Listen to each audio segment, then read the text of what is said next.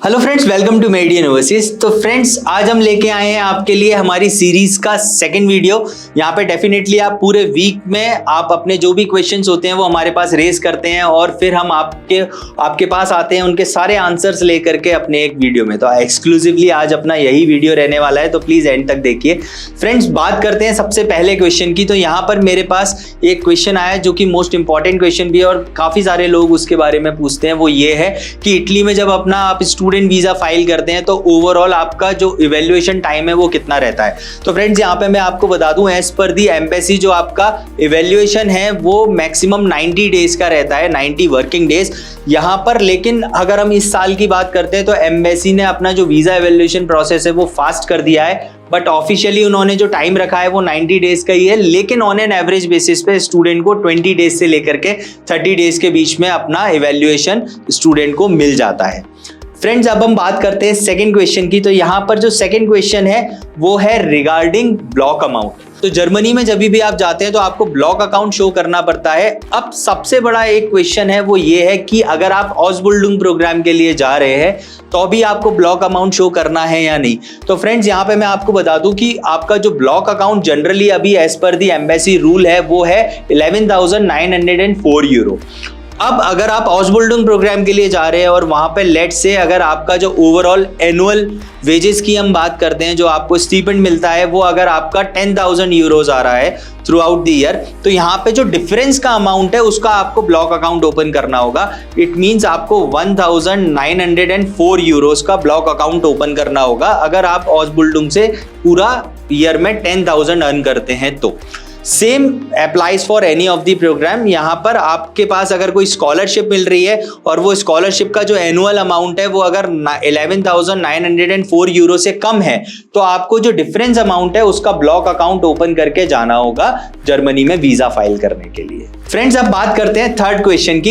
यहाँ पे जर्मनी की अगर हम बात करते हैं तो आप जब वीजा अपॉइंटमेंट बुक करते हैं तो आपके सामने यहाँ पर दो आते हैं पॉइंट। सबसे पहला तो है VFS एंड सेकंड है एम्बेसी। तो यहाँ पे काफी सारे लोगों का मानना है कि क्या अगर हम एम्बेसी में अपना अपॉइंटमेंट बुक करते हैं तो हम यहाँ पर इंटरव्यू से बच सकते हैं, या VFS में फाइल करते हैं तो क्या हमें इंटरव्यू से एक्सेप्शन मिल सकता है। फ्रेंड्स, मैं आपको बता दूं ऐसा कुछ भी नहीं है। आपको इंटरव्यू के लिए अपना अच्छे से प्रिपेयर करना है। अगर इन एनी केस आप VFS में सबमिट करते हैं और वहां पर सबमिट करने के बाद आपका अगर ऑन द स्पॉट इंटरव्यू नहीं होता तो एम्बेसी आपको लेटर ऑन भी इंटरव्यू का लिंक शेयर कर सकती है और आपका इंटरव्यू हो सकता है।